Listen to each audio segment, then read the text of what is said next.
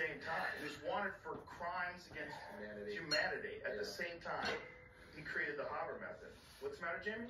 Nearly 50% of the nitrogen found in human tissues originated from the Haber-Bosch process. Thus, Haber process serves as the detonator of the population explosion, enabling the global population to increase from 1.6 billion in 1900 to 7.7 billion by 2018. Reverse fuel technology converts electrical energy, water, and air into ammonia without a separate hydrogen electrolysis process. So this is he was a legitimate genius. And his story is so fucking tragic. War crimes by being the first government, the first army to spray chemicals at the troops that just kills everybody indiscriminately.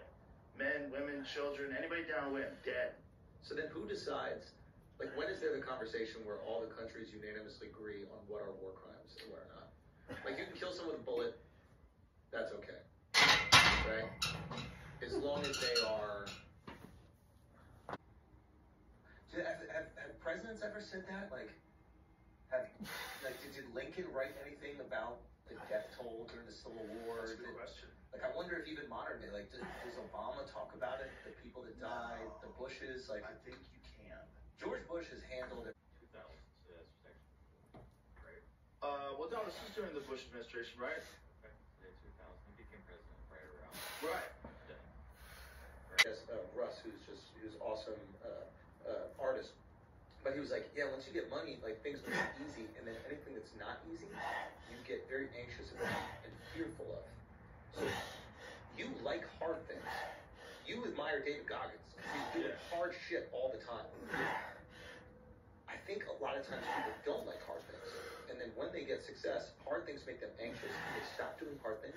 And hard things are what make us successful. When we have nothing, we have to do something. We have to go up in front of crowds. Yeah, Pussy out. That's the worst. That's the worst feeling. It is the fucking worst feeling. That's the importance of it. The nice thing about stand-up, I guess, is that, like, we know that we can't take months off. Right. It atrophies fast. Weeks off. Yeah. It's like we have to go up. We have to constantly go up. And get back to wrestling. Gotta get back to competing again. And as soon as she went back to that, everything was fine. She just was like, didn't know we're in a new place, making new friends. Yeah. But this, like, physical anxiety that comes with being a human being, that I think activity diminishes. Yeah. And you need the hardest thing of your day to feel like you're getting hit or you're getting grabbed by zombies, and then they give you a gun. You have a plastic gun.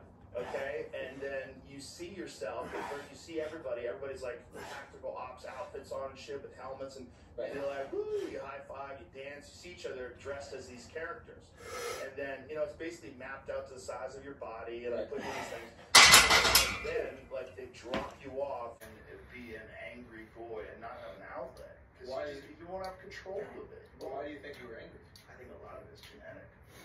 Really? Yeah, there's a lot of I think a lot of people, like, what's inside of them is genetic, it's learned experience, being around violence when I was young. There's quite a few things that I think are attached. I wanted to be better than the people I was competing against, and they helped me to get better. These are who? These are the people I train with. Okay. Yeah, those are family. I'm still very good friends with one of my guys that I trained with back then. Really? I talk to him all the time. Yeah. Yeah, I've known him since I was 52 guys. Two of those guys are comedy. You built this team. Built all these friends, this community, but when you're on stage, it's on you. It has to be you. Yeah. But those people also help you get better. Like when I'm doing shows and Shane Gillis is on a show and Ron White, Brian Simpson, you put strong guys on. Well, get the fuck out of there. Get the fuck out of LA. It's on fire. I go, no one here has a mask on. I go, I think this is bullshit. Come down. Let's have a good time. Let's hang out. Yeah. And Tom was like, I'm in. He came out here early. That means a lot to you, I felt. Yeah, because it was a crazy chance I was asking people to take. Yeah. Show me what you got. I won't tell anybody. Do you think they got something? I'll be a disinformation agent for you. You just want to know. I will say whatever you need. Now, what if they say to you, Joe, you can take the UFO for a spin, but don't floor it. You can bunt in the UFO. I would listen because I don't want to turn into jelly. if you're going faster than What your if they said body there's can no way tolerate- that you can die in this machine? It's built in a way where you cannot die, but we're asking you to butt. I would butt. You'd have to butt. You have to butt The because third you're gonna have time to you're come up back there. to come back to the ground. You're gonna have to land that thing. They're gonna kill you. Fair enough. They're gonna fucking put you on an airplane with one of fucking. George Knapp is an investigative reporter that broke the story in 1989, and he's been on it ever since. And he also does a podcast with Jeremy Corbell. Yeah, I know It's Jeremy. all about Yeah. this phenomenon. And George Knapp is one of the best journalists that's ever covered it because he's like covered it from the beginning, and he will tell you what he knows, what he doesn't know, and he's not a bullshitter in any way, shape, or form. He's a hard-nosed, facts-based journalist who was the first guy to talk to Lazar. And Lazar talked to him because he 51 was real. And they had these hangars. So these are these crafts that he brought people out to film.